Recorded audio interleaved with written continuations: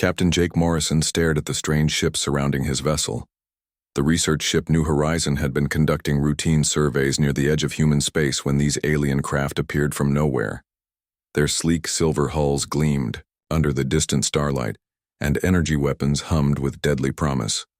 "Captain, they're jamming our communications," reported Lieutenant Sam Carter from the communications console. His voice stayed steady, but sweat beaded on his forehead. "I can't reach home base." Jake nodded grimly. 20 years of deep space exploration had taught him to stay calm in dangerous situations.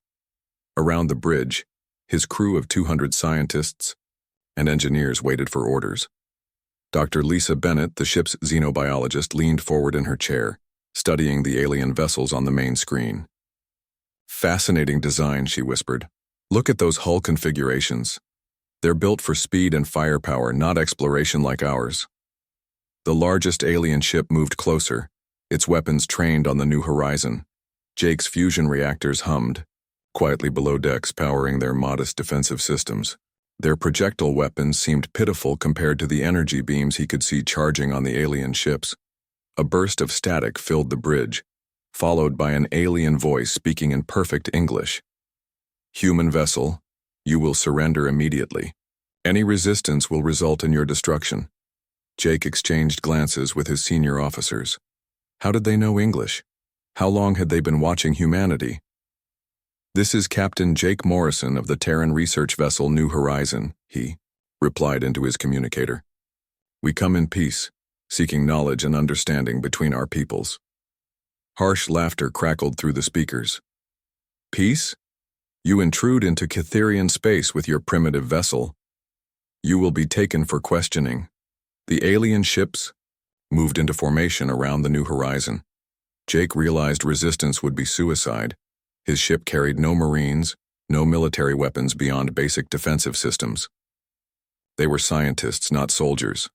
"Stand down all weapons," Jake ordered. "Prepare for boarding." Within minutes, strange beings materialized on his bridge in shimmers of blue light.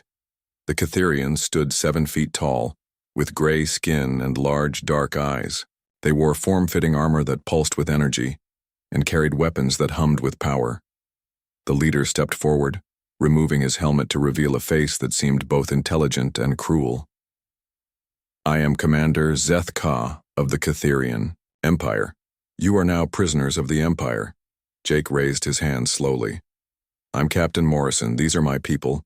We're explorers, not warriors. We mean no harm to your empire."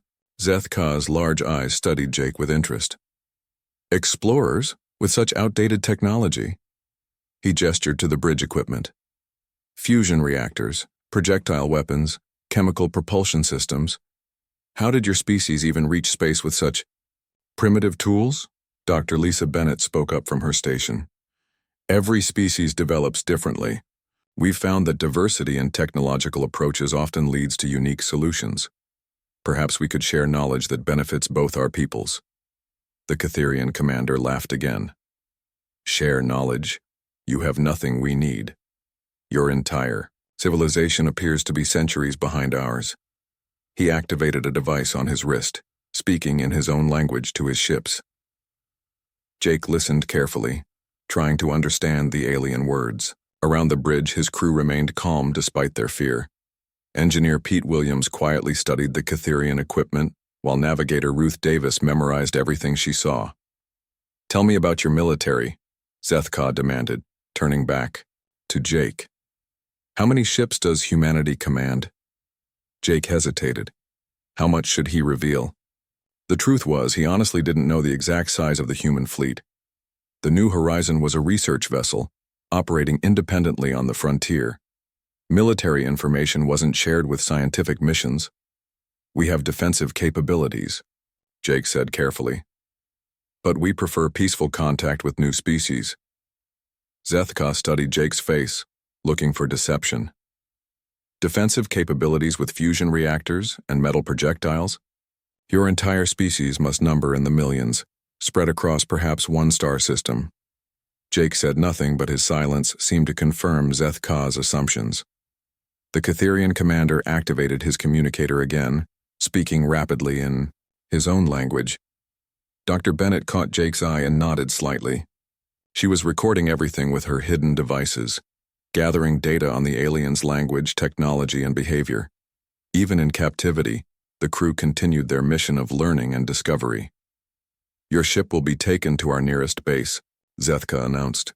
"Your crew will be questioned and then assigned to work details. The Catherian Empire has use for manual laborers in our mining operations." "We're scientists," Jake protested. "Our knowledge could be valuable to your people. Surely we're worth more as researchers than miners." Zethka waved dismissively. "What could primitive humans teach the Catherian Empire? We have controlled faster than light travel for centuries. We command energy weapons that could destroy entire planets. Our empire spans 3 star systems with billions of citizens." The alien commander paced around the bridge, examining the human equipment with disdain. "Your computers are electronic rather than quantum. Your weapons use chemical explosives. Your ship barely achieves 1/10 light speed. You are children playing with dangerous toys." Jake's crew remained silent, but he could see anger flashing in their eyes. Humans didn't like being talked down to, even by superior alien civilizations. Engineer Pete Williams clenched his fists while Communications Officer Sam Carter's jaw tightened with frustration. "However," Zethka continued, "you show promise as workers. Humans appear physically capable, and your primitive tools suggest you're familiar with manual labor. The Empire always needs more hands in the asteroid mines." Dr. Bennett spoke again, her voice calm and diplomatic. "Commander, surely there's been a misunderstanding. We came here seeking friendship between our species. Violence benefits neither of us." Zethka studied the human woman with interest. "Friendship? The Catherian Empire doesn't make friends with primitives. We rule, or we conquer. There is no third option." He turned back to his communicator, issuing more orders in the Catherian language. Jake caught fragments that seemed to be about ship movements and military preparations. "A small pacification fleet will visit your home system," Zethka explained, casually. 12 ships should be sufficient to secure complete surrender from your entire civilization. We expect total victory within days." Jake felt ice in his stomach. The aliens were planning to attack human space based on their encounter with one research vessel. They had no idea what they were about to face. As the New Horizon was towed toward the Catherian base, Jake caught Dr. Bennett's eye again. She nodded, almost invisibly, confirming that her hidden recorders were still functioning. Whatever happened next, information about these aliens would reach human space. The Catherian Empire was about to learn that making assumptions about humanity was a dangerous mistake. Lieutenant Commander Alex Stone rubbed his tired eyes and stared at the communication console again. The New Horizon should have reported in 6 hours ago. In deep space exploration, timing mattered. Ships that missed their scheduled check-ins usually meant trouble. Outpost. Charlie sat on the edge of human space, a small station that monitored communications and tracked the movements of dozens of research vessels. Alex had been doing this job for 8 years, and he'd learned to trust his instincts. Something was wrong. "Run the scan again," he told technician Gary Lopez. "Check all frequencies." Gary's fingers moved quickly across his controls. "Still nothing, sir." The New Horizons quantum beacon went silent 4 hours past their scheduled report time. Their last transmission was routine survey data from Grid 77 Alpha. Alex stood up and walked to the main display showing the frontier region. Red dots marked the positions of human vessels, while green lines showed communication networks. The New Horizons dot had turned yellow, indicating lost contact. "Sir?" called Specialist Nina Brooks from the sensor station. "I'm picking up unusual energy readings from the New Horizons' last known position. The patterns don't match any human technology." Alex felt his pulse quicken. "What kind of energy patterns?" "High-intensity plasma discharges, focused beam weapons, and some type of exotic matter displacement. Definitely not natural phenomena." Alex moved to the secure communications panel. As senior officer at this frontier post, he had authority to activate emergency protocols. His hand hesitated over the controls for only a moment before pressing the red alert button. Across human space, quantum entanglement relays carried his emergency signal at faster-than-light speed. On New Austin Colony, Governor Helen Price looked up from her morning reports as alarms began to sound. At the Titan Research Complex, Director Carl Webb stopped his meeting with project leaders to answer the priority communication. Within minutes, the Human Scout Network activated. These weren't military personnel, but they were trained observers stationed throughout the frontier regions. Agent Maria Santos, working undercover as a trade coordinator on the border world of Haven, received coded instructions through her implanted communicator. All units, priority Alpha alert, came the encrypted message. Possible hostile contact in Sector 77 Alpha. Unknown alien technology detected. Begin intelligence gathering procedures immediately. Maria closed her legitimate trade files and opened her real workspace. As a deep cover intelligence operative, she maintained surveillance on dozens of alien artifact sites and unusual phenomena reports. Her job was to watch for signs of advanced alien civilizations that might threaten humanity. She began cross-referencing recent reports from across the frontier. Strange energy readings here, unexplained ship disappearances there, unusual gravitational anomalies in distant systems. Individually, these incidents seemed random. Together, they painted a picture of organized alien activity. On the research station orbiting Proxima, reconnaissance specialist Ben Clark received similar orders. His job involved analyzing deep space sensor data for patterns that might indicate alien intelligence. For months, he'd been tracking faint signals that seemed too organized to be natural phenomena. Ben pulled up his classified files and began running correlation algorithms. The computer systems worked quickly, comparing thousands of data points from sensors scattered across human space. After 20 minutes, patterns began to emerge. Computer, display alien contact probability assessment, Ben commanded. A three-dimensional map appeared, showing the frontier regions. Red zones indicated areas of highest alien activity probability. The New Horizon had vanished right in the center of the largest red zone. Ben opened a secure channel to his superiors. This is Specialist Clark reporting Code 7 situation. We have probable confirmation of organized hostile alien intelligence operating in our territory. The message traveled through quantum networks to the Terran Defense Council on Earth. Fleet Admiral Ryan Hughes read the report while standing in his office overlooking the orbital shipyards. Through the massive windows, he could see hundreds of ships under construction, from small patrol boats to massive dreadnoughts. Admiral Hughes activated his command console and began reviewing human military assets.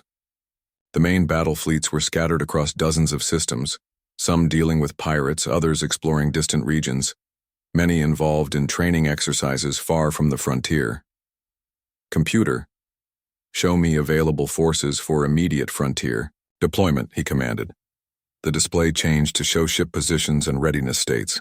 Most of the heavy warships would need weeks to reach the frontier regions. However, the colonial defense forces could respond more quickly. Hughes opened a communication channel to all sector commanders. Priority Alpha alert. Possible first contact. With hostile alien civilization. Begin immediate defensive preparations and intelligence gathering. This is not a drill. Back on Outpost Charlie, Alex Stone coordinated the intelligence reports flowing in from across human space. Agent Maria Santos transmitted her analysis of frontier activity patterns. Specialist Ben Clark sent his correlation data on unexplained phenomena. Dozens of other operatives contributed their pieces of the puzzle. The picture that emerged was disturbing. The aliens had been watching humanity for months, possibly years. They had studied human technology, learned human languages, and mapped human territory. Now, they had captured a human ship and crew. Sir, called technician Gary Lopez, I'm detecting multiple high-energy signatures moving toward human space from the New Horizon's last position. Count shows 12 vessels moving in formation at faster-than-light speeds. Alex felt cold fear in his stomach. Time to arrival at our nearest colonies? 18 hours, sir. Alex opened an emergency channel to all colonial governors and defense commanders. All stations, this is Outpost Charlie with code red alert. 12 hostile alien vessels approaching human colonies. Estimated arrival in 18 hours. Begin immediate evacuation procedures for non-essential personnel. On New Austin Colony, Governor Helen Price received the message while meeting with her defense coordinator, Colonel Frank Miller. The colony had 40,000 civilians and only a small defensive fleet of converted cargo ships. "How long until the main fleet arrives?" she asked. Colonel Miller checked his tactical display. "Nearest battle group is 6 days out. We're on our own until then." Similar conversations took place across the frontier. Director Carl Webb at the Titan Research Complex began transferring critical research data to secure locations deeper in human space. Colonial administrators activated emergency protocols developed for asteroid impacts and solar flares, never expecting to use them against alien invasion. The Scout Network continued gathering information. Every sensor station, every communication relay, every research post contributed data about the approaching alien force. The humans might be outgunned, but they weren't blind. Agent Maria Santos transmitted her final report before going into deep cover. Aliens appear to have military technology centuries ahead of ours, energy weapons, advanced propulsion, sophisticated sensors. However, they seem to have underestimated human civilization based on encounter with single research vessel. They may not realize the true size and capability of our military forces. Admiral Hughes read her report from his command center on Earth. Around him, staff officers coordinated the response to humanity's first alien war. The main fleets were moving, but they would arrive too late to save the frontier colonies. The aliens were coming, confident in their superiority. They expected to find a few primitive human settlements scattered across 1 or 2 star systems. Instead, they were about to encounter the outer edge of a civilization that had fought its way across 57 star systems and built fleets numbered in the thousands. But first, the colonists would have to buy time with their lives. Captain Steve Parker never thought his mining ship would become a warship. The Iron Ridge had spent 15 years hauling asteroids and processing ore in the New Geneva system. Now, with Cytherian ships approaching, she was part of humanity's desperate first line of defense. "Weapons check complete," reported Chief Engineer Tony Mitchell from below decks. "We've got 12 mining charges rigged as torpedoes, and I've overcharged the particle beam cutter. It might punch through light armor if we get close enough." Steve looked around the converted cargo bay that now served as a combat information center. 43 civilian vessels had answered the call for volunteers when the Cytherian fleet appeared at the edge of the system.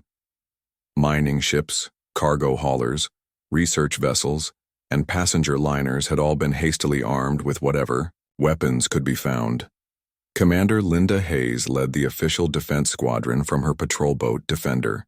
The 6 military vessels were built for customs enforcement and pirate hunting, not fighting advanced alien warships.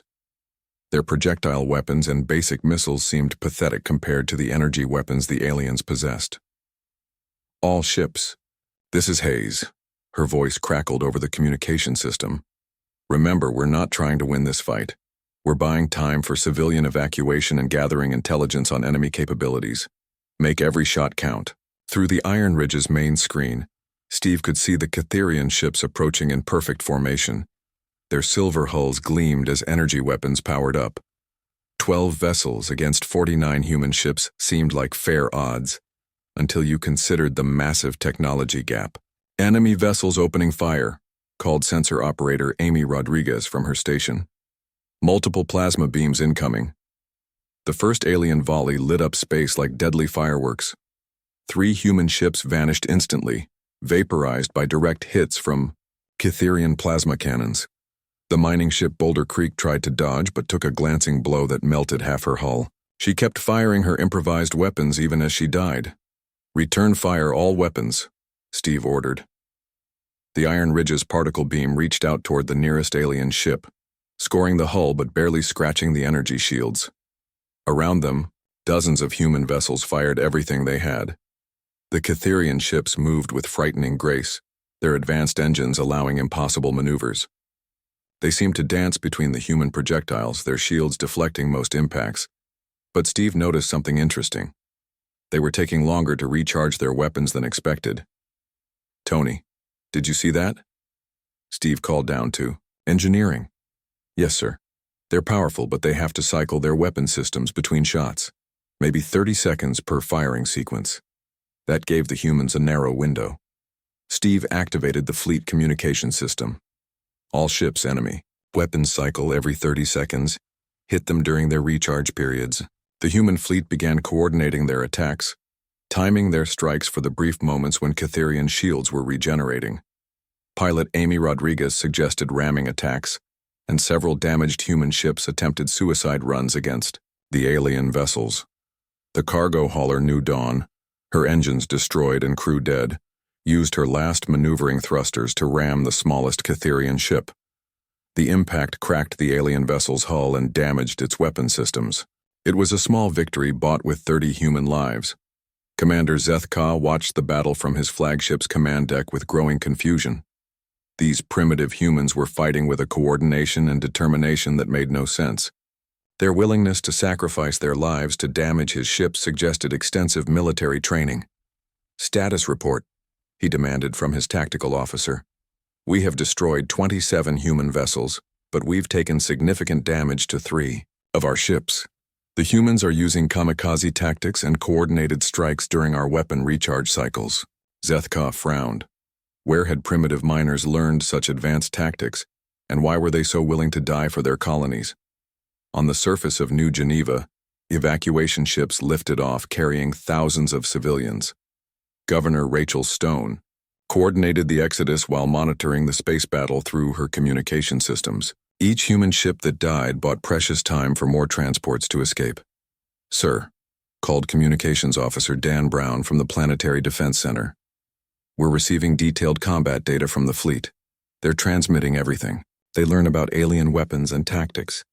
The human defenders weren't just fighting. They were studying their enemies. Every sensor reading, every weapon's impact, every tactical maneuver was recorded and transmitted back through the quantum network to human military command."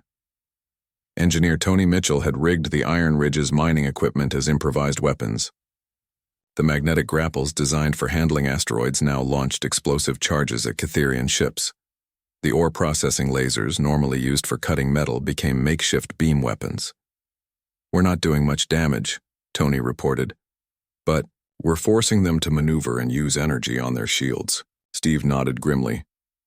"Every bit of energy they waste here is energy they won't have for the next battle." The fight continued for 3 hours. Human ships died one by one, their improvised weapons and civilian hulls no match for Catherian military technology, but they made the aliens pay for every victory. The research vessel Discovery, commanded by Dr. Ellen Price, used her scientific sensors to map Catherian shield frequencies. Before the ship was destroyed, she transmitted complete technical specifications on alien defensive systems to the human fleet command. The passenger liner New Hope converted her cargo bays into missile tubes, launching dozens of small projectiles that overwhelmed a Catherian ship's point defenses. The alien vessel survived, but had to divert significant power to its defensive systems. Commander Linda Hayes made her final stand aboard the Defender, using her superior knowledge of human space to lead the aliens into a trap. She lured 3 Catherian ships into the asteroid field where Tony Mitchell had placed mining charges. The explosions damaged 2 alien vessels and destroyed the 3rd.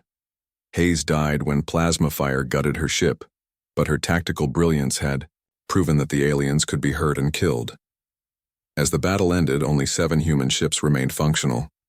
The Iron Ridge had lost her weapons and most of her crew, but Captain Steve Parker was still alive to see the aftermath. The Catherian fleet had lost 4 ships and suffered significant damage to 5 others. Only 3 vessels remained at full combat strength. More importantly, they had learned that these primitive humans fought with a skill and coordination that spoke of extensive military experience. Commander Zethka studied the battle reports with growing concern. The humans had lost, but they had made his forces pay a price far beyond what he had expected. Their tactics were sophisticated, their communications were advanced, and their willingness to sacrifice themselves suggested a warrior culture. "Sir," reported his communications officer, "we're detecting similar battles throughout this region of space. Human forces are engaging our other squadrons with the same tactics and coordination." Zethka felt the first stirring of doubt. How could primitive miners and civilians fight so effectively? Where had they learned such military skills? The answer came from his intelligence officer. Sir, analysis of human communication suggests these were not their military forces. These were civilians, miners, and research personnel fighting with improvised weapons. A cold feeling settled in Zethka's stomach. If these were civilians, what would their real military be like? On the Iron Ridge, Captain Steve Parker sent his final report through the quantum network. Cytherian forces vulnerable during weapon recharge cycles. Shields can be overloaded by coordinated strikes. Enemy psychology suggests unfamiliarity with determined resistance. They expected easy victory and were shaken by our willingness to fight. He paused, then added, "Tell the fleet these aliens can be beaten. They're advanced, but they're not invincible. When the real ships arrive, give them hell." The message traveled instantly across human space, reaching Admiral Hughes and the approaching battle fleets. The colonists had paid the price in blood, but they had given humanity something precious: hope, and the knowledge that their enemies could bleed. Fleet Admiral Ryan Hughes stood before the largest military display in human space. The holographic projection showed 57 star systems connected by quantum communication networks, defended by fleets that had been built for war. This was humanity's true strength, hidden deep in the core worlds while colonists died on the frontier. Status report, Hughes commanded from the Terran Defense Command Center on Earth.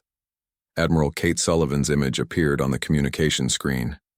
She was aboard the dreadnought Vengeance, leading the Deep Strike fleet toward the alien incursion. "Sir, we have 1,200 vessels moving toward the combat zone. Heavy assault ships, stealth destroyers, support carriers, and electronic warfare platforms." Hughes nodded with satisfaction. The Cytherian Empire had made their assessment of human strength based on capturing one research vessel.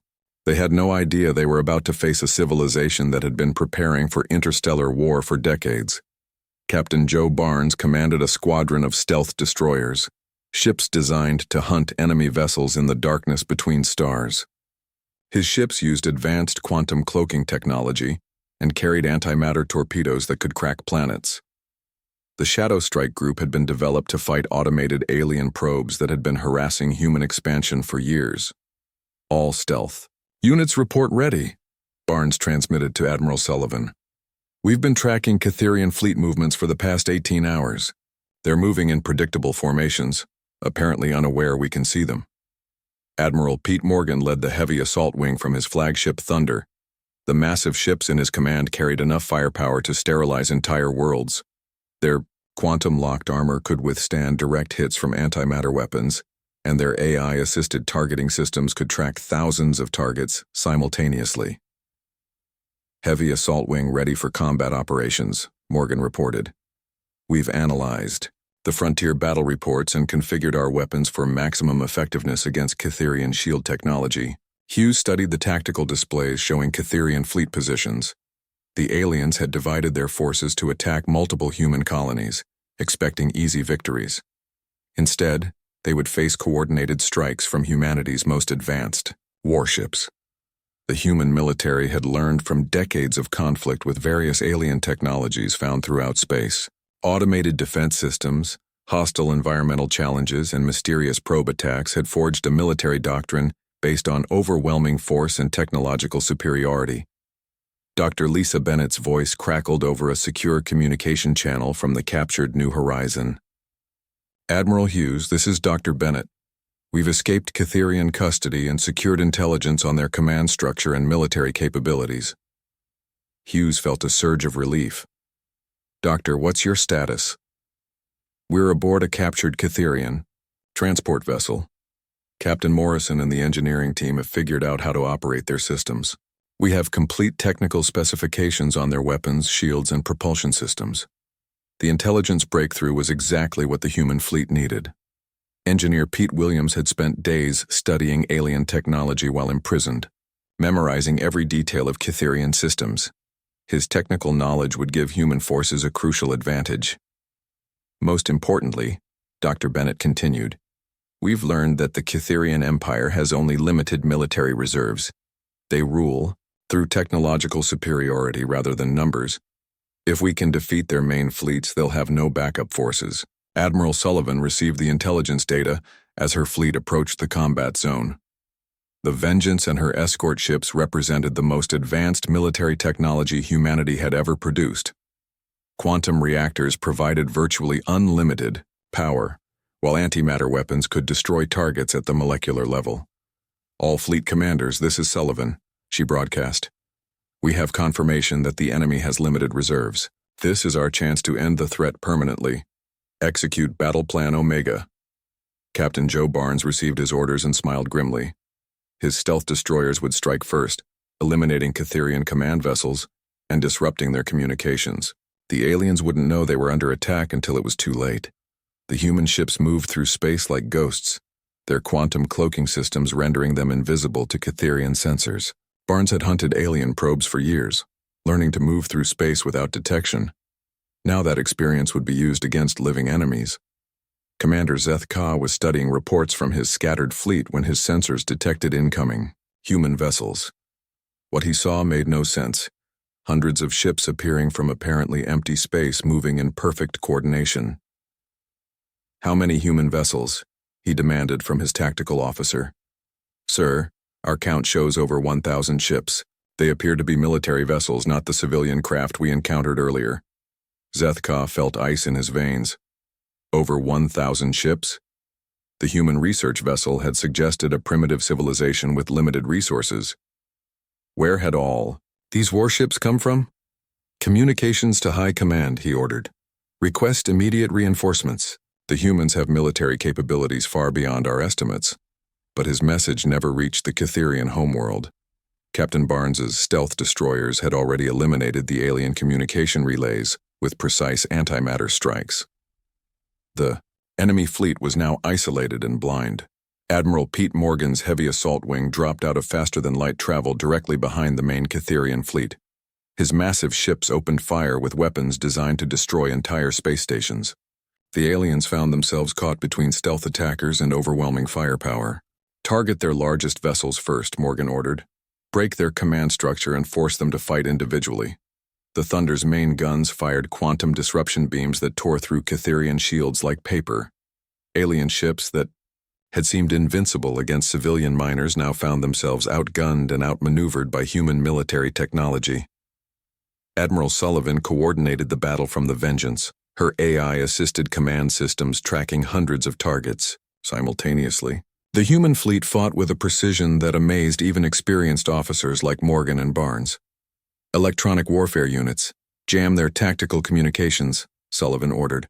"I want them confused and unable to coordinate their responses." The human electronic warfare ships used quantum interference techniques developed through years of fighting automated alien systems. Catherian vessels found themselves isolated from each other, unable to coordinate their movements or share targeting data. Captain Morrison, aboard the captured alien transport, provided real-time intelligence on Catherian tactics and weaknesses. His crew had spent days studying enemy systems, learning how to exploit flaws in their technology. "Admiral, this is Morrison," he transmitted. "Catherian ships are designed for individual combat, not fleet actions.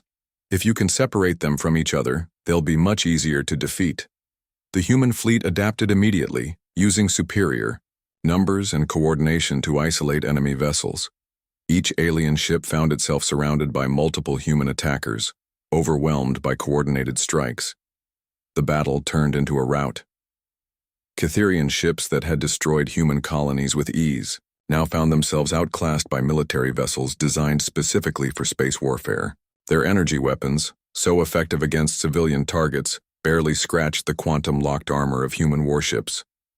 Commander Zeth Ka watched his fleet being systematically destroyed and realized the magnitude of his mistake. The humans hadn't shown their true strength during first contact. They had been hiding a massive military infrastructure behind their peaceful exploration vessels. "Sir," his tactical officer reported, "we've lost 60% of our fleet. The human vessels are using weapons and tactics we've never encountered before." Zeth Ka activated his emergency beacon, hoping to warn the Empire about humanity's true capabilities. But even that message was intercepted by human intelligence systems and added to their growing knowledge of Cytherian technology. As the battle ended, only a handful of alien vessels remained functional. The Cytherian Empire's pacification fleet had been annihilated by forces they never knew existed. Admiral Hughes received the battle reports with satisfaction. The frontier colonies had bought time with their blood, but the real fleet had finished the job. Humanity's true strength had finally been revealed, and their enemies would never underestimate them again. The Battle of Cytherian Prime began at dawn. Local time, though dawn meant little in the depths of space. Admiral Kate Sullivan stood on the bridge of the Vengeance, watching her fleet drop out of faster-than-light travel in perfect formation, around the alien homeworld. 1,200 human warships materialized from the darkness like an ocean of death. The Cytherian Defense Fleet, caught completely by surprise, scrambled to respond to an invasion they had never imagined possible. All units, execute synchronized strike pattern 7, Sullivan commanded. Her voice carried across quantum channels, to every ship in the fleet, from Captain Joe Barnes's stealth destroyers to Admiral Pete Morgan's massive assault vessels. The human attack began with surgical precision. Barnes's Shadow Strike group had been mapping Cytherian defenses for hours using advanced reconnaissance drones. They knew the position of every orbital platform, every defense satellite, every command center on the planet below. First wave, eliminate. Command infrastructure, Barnes transmitted as his destroyers fired their opening salvo. Antimatter torpedoes streaked toward Cytherian military installations, each weapon guided by AI systems that could adjust targeting mid-flight. The alien defense fleet tried to respond, but they had never faced coordinated strikes from this many advanced vessels. Human point defense systems, originally designed to handle swarms of micrometeorites traveling at near light speed, easily intercepted the Cytherian plasma weapons. Admiral Morgan's heavy assault wing provided covering fire, while the destroyers eliminated key targets. The Thunder and her sister ships unleashed quantum disruption beams that tore through alien shields like they were made of paper. Cytherian orbital defenses are down, reported Captain Lisa Chen from the electronic warfare vessel Monitor. Their communication networks are being jammed by our quantum interference systems. On the surface of Cytherian Prime, Commander Zethka had managed to escape from his destroyed fleet and reach the planet's defense command center. He watched in horror as human ships systematically dismantled centuries of Cytherian military development. How many ships do they have? And he demanded from his surviving officers. Our count shows over 1,200 vessels, sir, and our intelligence reports indicate this represents less than 15% of their total fleet strength. Zethka felt his legs weaken. Less than 15%? If this was just a fraction of human military power, then the Cytherian Empire had picked a fight with a civilization that could crush them without effort. High above the planet, Captain Jake Morrison stood on the bridge of a human destroyer, finally free after his ordeal as a prisoner. Dr. Lisa Bennett worked beside him, analyzing the alien homeworld and preparing for the diplomatic phase of their mission. Captain Morrison, Admiral Sullivan's voice came over the communication system. You and Dr. Bennett are our experts on Cytherian culture. Are you ready to deliver humanity's message? Morrison looked out at the alien world below, then at the massive human fleet surrounding it. Yes, ma'am. I think they're ready to listen now. The human ships moved into positions around Cytherian Prime, their weapons trained on military targets but carefully avoiding civilian areas. Sullivan had been clear about the rules of engagement. This was to be a demonstration of power, not a massacre. Open a channel to all Cytherian military and government installations, Sullivan ordered. Dr. Bennett activated the communication system, speaking in the Cytherian language she had learned during her captivity. This is Dr. Lisa Bennett of the Terran Federation, speaking to the government and people of the Cytherian Empire. Her words were broadcast across the planet's communication networks, reaching millions of alien civilians who had never imagined that the primitive humans could threaten their homeworld. You captured our research vessel and assumed we were weak, Bennett continued. You attacked our colonists and thought we were desperate. Now you face our soldiers and learn that we are neither weak nor desperate. On the planet below, the Cytherian High Command gathered in their emergency bunker, watching the human fleet through their remaining sensors. The aliens who had ruled 3 star systems now faced the reality that they had challenged a civilization controlling more than 50 worlds. Your empire sent a pacification fleet to conquer what you believed was humanity's entire civilization. Captain Morrison's voice joined the broadcast. That fleet has been destroyed. Your military bases throughout this system have been neutralized. Your orbital defenses have been eliminated.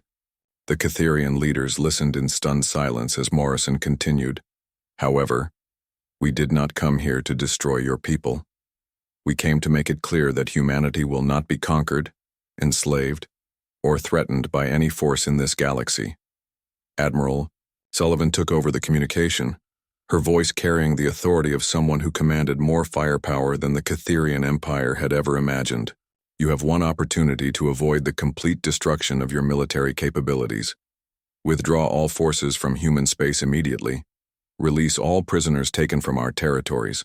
Provide full reparations for the colonies you attacked. The Tower, human fleet hung in space like a sword above the alien homeworld, waiting for a response.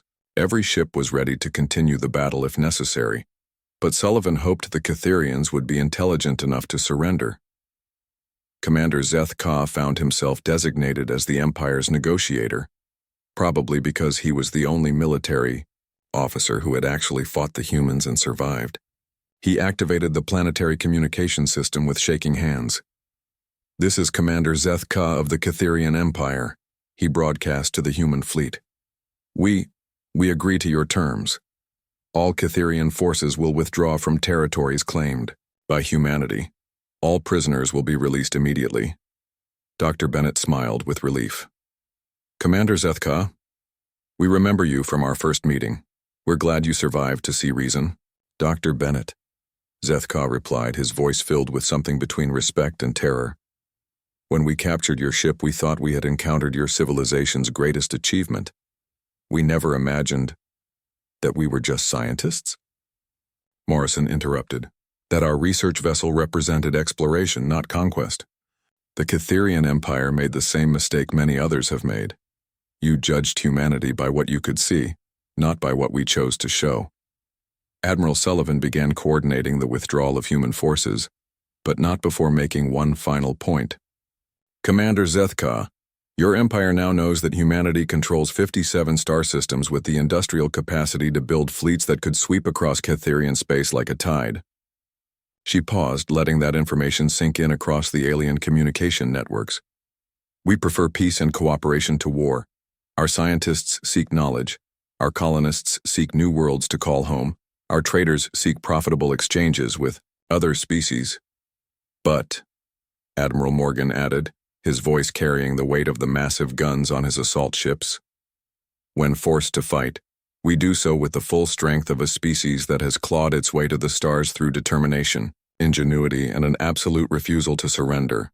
Captain Barnes transmitted the final warning. "Tell every species in this region of the galaxy, humanity offers friendship to those who approach in peace and destruction to those who threaten our people." As the human fleet began its withdrawal from Catherian space, Dr. Bennett opened a private channel to the alien homeworld. "Commander Zeth Ka, despite our conflict, we hope our peoples can find a path to peaceful coexistence. Science and knowledge benefit all species." Zeth Ka's response carried genuine respect. "Dr. Bennett, your people have shown us that strength and wisdom can exist together. The Catherian Empire has learned a lesson that will not be forgotten." The massive human fleet disappeared into faster-than-light travel, leaving behind a Catherian empire that would never again underestimate the species from the small blue world at the edge of the galaxy. In the years that followed, the story would be told throughout alien civilizations, the empire that thought they had discovered a weak, primitive species, only to learn they had encountered the outer edge of humanity's true power. The research vessel they captured had been carrying scientists, not soldiers. The colonists they fought had been miners and farmers, not warriors. The real fleet, the civilization that had built fleets capable of traveling between stars and weapons that could crack planets, had been waiting in the darkness all along, patient and watchful, ready to defend their people with the combined might of 57 worlds and 8 billion souls who had never learned the meaning of surrender.